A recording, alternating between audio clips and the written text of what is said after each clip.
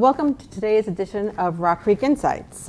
As we celebrate International Women's Day and Women's Month, as you may know, RockCreek has invested approximately $2.9 billion in women-owned investments and women-led firms, and we have found firsthand that balanced investments have done extremely well for our clients. I'm Sherri Rossoff. I'm so glad to be here today with my colleagues, and in this edition, we hope to bring more insight into working post-COVID at RockCreek and in the industry. We started the series at the height of the pandemic, and we want to take another moment to seeing how teams operate in hybrid environment, challenges, opportunities, lessons learned. We're chatting here at RockCreek in person with three of my colleagues on the operations side of our business. To my left, Jackie Bleicher is the head of operations or lead in that area. Nafees Clay is a longtime team member as well. I think if we add up all the experience at RockCreek, it's in excess of 40 years. I'm just saying, if we add that together. So Nafees Clay is on a leader in the accounting team, and Marion Sierpinski is a leader in the due diligence on the operations side. So one interesting takeaway we hope from today is getting more insight into the specific challenges relating to the operations side of the business and how women have done there in challenging times. So to kick that off, I'm just going to start and ask how everyone has been doing in the hybrid environment, first starting off with things that have worked, lessons learned. Jackie. Sure, I'll go. Thank you, Sherri. Okay. I think before we did the hybrid environment, before we were virtual, I don't even know if I realized how stressful and difficult my life was with two young kids. And then going full remote with COVID and the pandemic, the one positive was it allowed me to have a lot more time with my family while still working. And I think one of the positives that have come out of it is that even if it's just 5 extra minutes in the morning or 5 minutes after school, I get to spend that time with my kids while still maintaining a full work day. And as well, I also get to show my kids that they can do it. They can do everything. I can do everything. And they, I think, see that as me as a role model. And hopefully they take away that, you can do it all. I don't think that being remote has prevented that at all. I think you can get up early and work, spend a little bit of time with your kids, work a full day while they're at school, maybe spend a few more minutes with them after school, and then continue your work day. And those few minutes in the morning and those few minutes in the afternoon are extremely valuable. And I know my kids appreciate it, and they love coming home just for those few minutes and seeing me and telling me about their day. And that's definitely a positive outcome of this. I'm going to follow up on the role model part, but okay. I want to hear from Nafees. I would agree with Jackie. I think during COVID, we all learned how everything can be possible, how successful we've all worked remotely. We've onboarded team members during COVID in the accounting team, and it's been seamless. I mean, we do utilize the technology that RockCreek provided, and it's been great. Like, we have daily check-ins, we've done trainings, we've taped the trainings on Zoom and Teams. So I think we are operating successfully on the accounting side, and I think for the operations side has been the same as well, because we do work with legal, operations, and other team members. So I do believe that it's been successful for us having a hybrid schedule. I agree with Jackie. I think prior to COVID, you just kind of got into the rut of doing your daily routine, commuting, dropping your kids off to school, getting into the office, but being able to work from home, you're more relaxed. You don't have to worry about the commuting. Sometimes you come into the office, you're like really stressed out with the crazy drivers on the road. So I think that has been a positive. And also I find that I am a whole lot more productive because I don't have to deal with the commuting. Like, I'm already at home, I can just log on. I'm actually working even longer hours because it's there. You don't have to worry about back and forth. So I think it's been successful for our team. And I must say that I'm echoing to what Jackie and Nafees are saying. I think there is a huge satisfaction of having this hybrid work. And I think it's also a better work-life balance than probably it used to be, especially being a mom also of 2 young kids and 2 daughters. So I think you can actually show them that you can work full-time and actually run a home, run a house, run everything else. And so I think it's a real empowerment for them as well.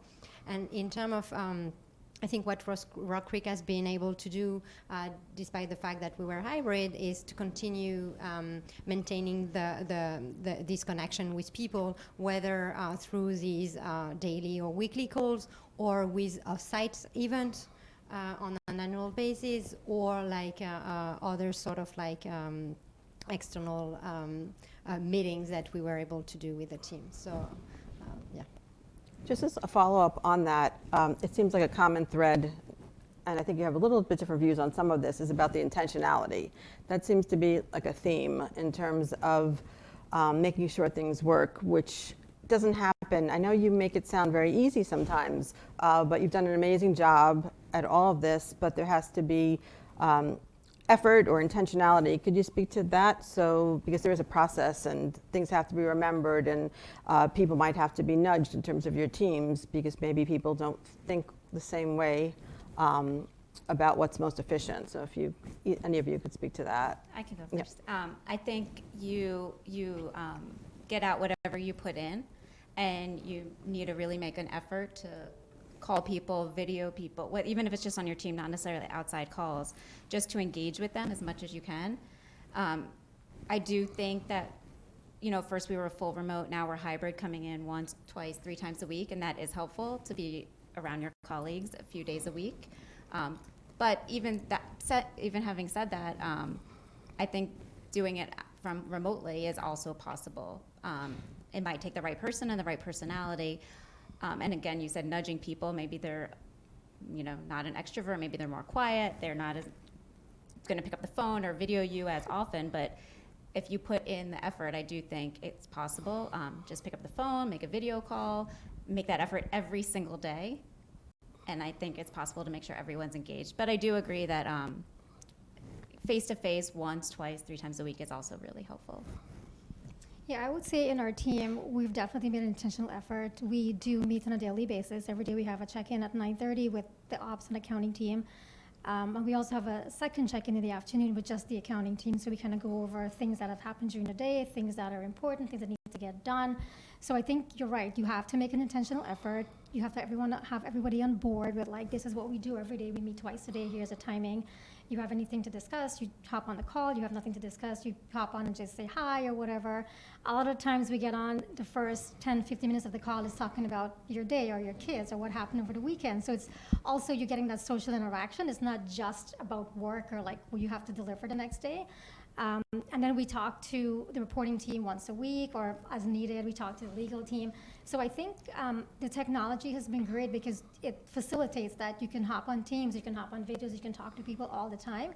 So it really has been seamless for us, but I agree, like establishing specific times when you're gonna be connecting so people know, like, here's a meeting that I can just hop into and like talk about what's happening or whatever. And then once we're back in the hybrid, it's fun to be in the office to talk to your teammates, but I do believe it's the least productive day for me because you're catching up with people in the, in the kitchen or like whatever, like you're just talking to people. So I think it's good to have that interaction, but I will acknowledge it's my least productive day, and I try not to schedule too many meetings that day because I need to be focused on those meetings, so I do them when I'm at home. But I think it's important to have that interaction personally when you're in the office. I think having those standing meetings every day has actually, I think we meet more now than we did before the pandemic. Which is a good thing, you're saying. It's a good thing. It's a very short, like 15 to 30 minutes every single day at 9:30. Our 2 teams meet, and we never did that before. And whether you're in the office or at home, still today, we do that same meeting, and we focus on high-level stuff, but I think we actually meet more and are more productive from having that standing meeting every day that we only put in place early on during in the COVID. pandemic. Yeah. And I would say maybe when you have more junior team members, the challenge or the difficulties would have been how to motivate them, how to train them on these new topics that they don't know. Also, how do you make sure they are part of your community, or they kind of how you convey the firm's values and culture.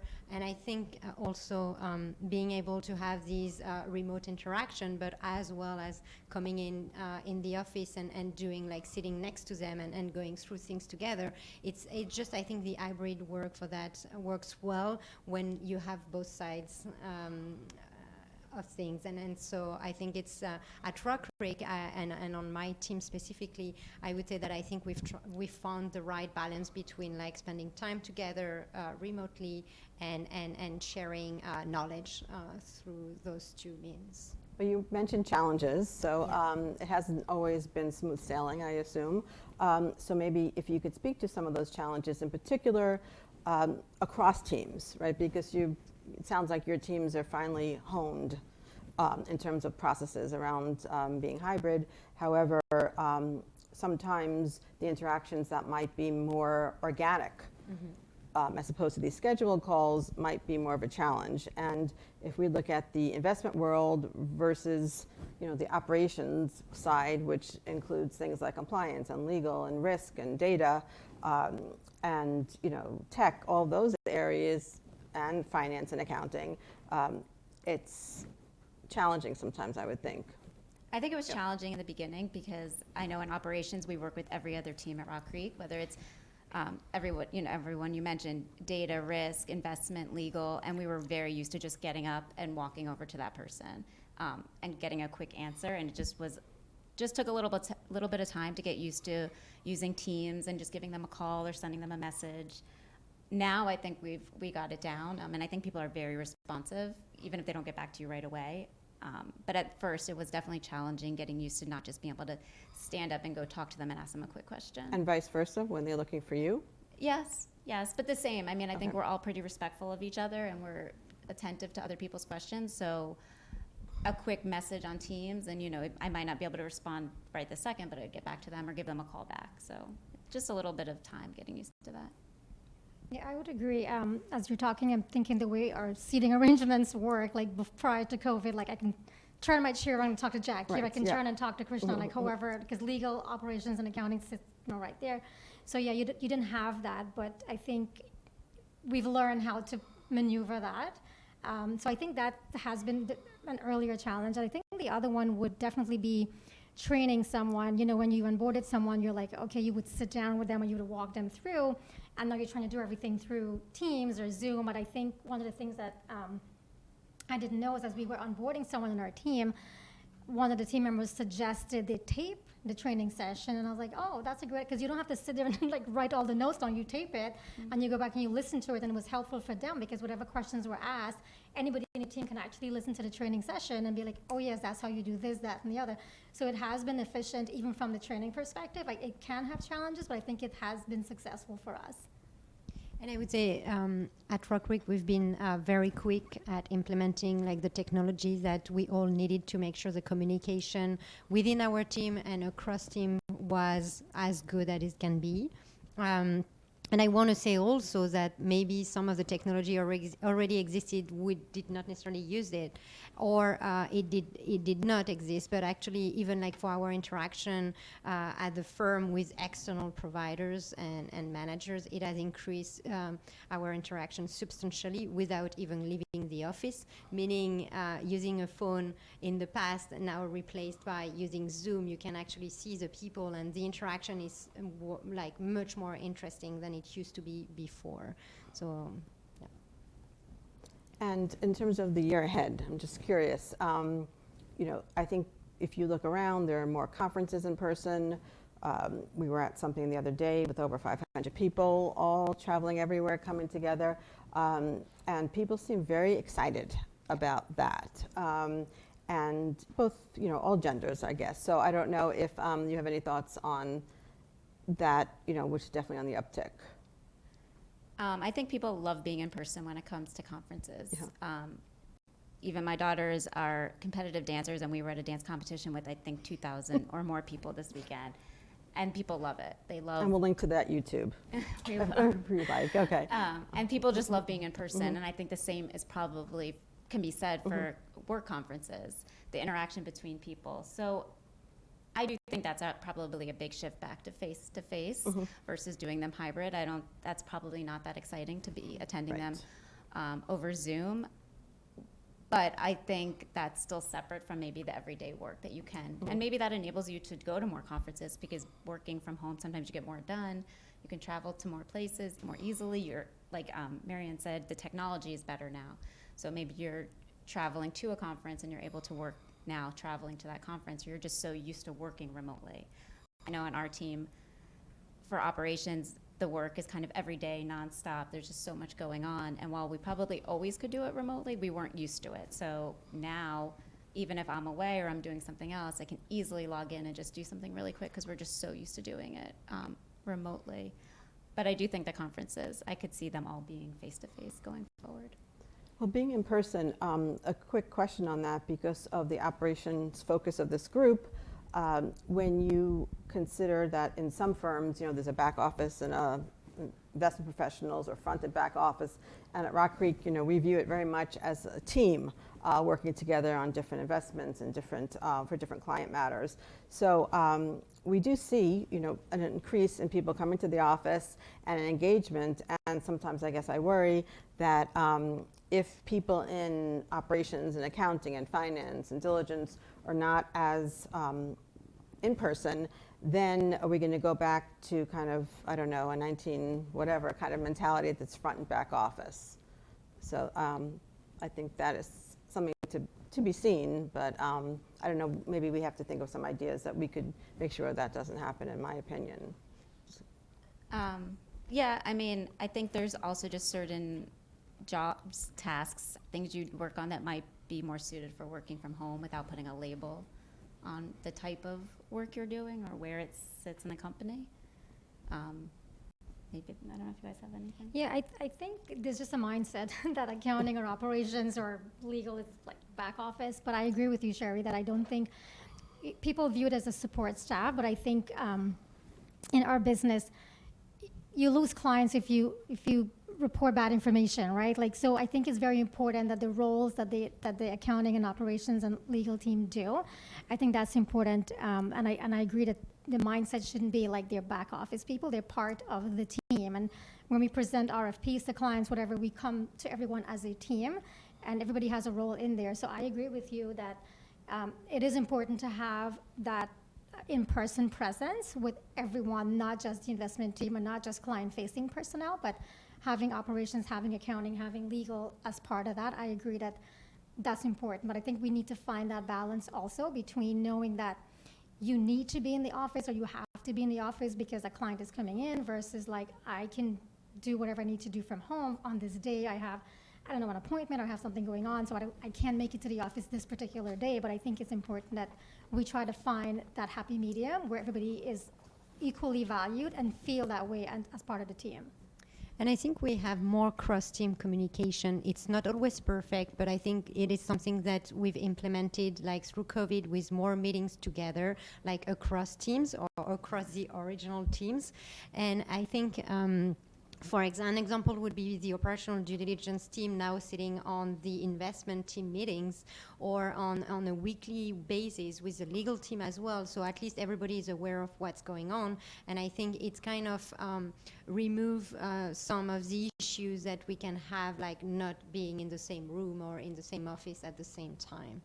And also, Sherri, I wanted to jump in about the conference thing, and I just wanted to say that when you go to this conference, you build relationship with people. I won't say you build relationship with people over Zoom, probably you do partially, but I think like all these small talks that makes you feel part of a community, of a group, it's obtained not through Zoom, but through this like little chat that you will have with people in person. So that's a good balance of both is probably something we want to have in the future. That's so interesting and so true. I'm thinking about those chats that you just mentioned, and sometimes we chat with service providers and outsourced professionals from cybersecurity, from law firms, from auditors, accounting firm, valuation agents, administrators, so many different points of contact that you all have with the industry. And what we try to do is to promote our values about gender balance and advancing women and diverse professionals in all of these other areas. So it seems like there could be exponential impact in terms of the work that the operations side does in that regard. And I know you do a lot of due diligence on the service providers and others, so if you could maybe speak to that. Yeah, sure. So maybe if we speak about our managers, so as you mentioned, Sherri, RockCreek is doing a lot in terms of gender equality, and it's important for us to invest with women-owned companies, and I think we've done that. I must say that on the non-investment side, the people that I talk to, the CFOs, the CEOs, the CCOs, I would have expected the trend over the past 10 years, I would say, to kind of evolve slightly differently, having more women in these top roles. I think we still have some work to do there, but you definitely see more women on the more junior positions. On the non-investment side, and I think slowly also on the private investment that we are looking at currently, more women also on the investment side as well. Yeah, I mean, I think that's something to watch, so to be continued about that. Just shifting gears also, want to make sure we get to some kind of tips and tricks from this group, or hacks that you might want to share that have helped in your success. I'll give one to start off. I guess the hack of reading from the end to the beginning. Footnotes come first. That's where all the important things are. Read the end. So I'm going to give another one that I learned during, I guess, COVID, is I don't have to finish every book or every article. I could just stop and say, it's not for me, or I've gotten what I need to get. So I would just say be engaged and work hard. You'll, work hard, play hard, whatever the saying is. I think you'll not always, but you should be successful if you put in the work and you stay engaged with your team, your family. And I think it's important to listen, especially with the team that you have. You need to, and we've learned a lot during COVID, like know your people, know your team members, know what challenges they're going through, and make room for them to be able to do what they need to do, but also be successful. And I think that's something when you pre-COVID, you come to work and you don't really discuss like your personal stuff. But I feel like during the times of Zoom, you get a message like, I'm going to be 30 minutes late because something is happening. Then they hop on the Zoom and then they tell you everything that happened. You're like, oh, I'm so sorry, or whatever. Like, do what you need to do. So I think being in tune with your team members and understanding what they're going through is very successful for them, and it makes for a happy medium because you allow them that space to handle what they have to handle, and then you can still have productivity and everything else. And as you were talking about, you can't read everything. I know I used to get overwhelmed when I would open an article and I have to read everything, and then I've learned over time to just skim the article and get the most important pieces out of it, right? And you can still have an intelligent conversation about it. So that I have learned, because if not, you don't have time to read everything, and you can't read from top to bottom for everything. So I just skim things and just get the important stuff out of it. I think COVID has taught us how to pause on things and just to kind of reprioritize things, whether at home with your family, your work-life balance, or at work also. I think we do a lot of things, a lot of different things at RockCreek, and just making sure you prioritize what is important, and so you don't get like lost in the amount of work that you have to do. So really pausing and kind of focusing on what matters to you, to your firm, and prioritize. Well, I think that pause is a great way to end this segment. Thank you all for participating. It's really interesting and insightful. Certainly are role models for not only your immediate small ones at home, but for the firm and other team members and for others in the industry. So thanks again. Thank you Appreciate very it. much. Thank you.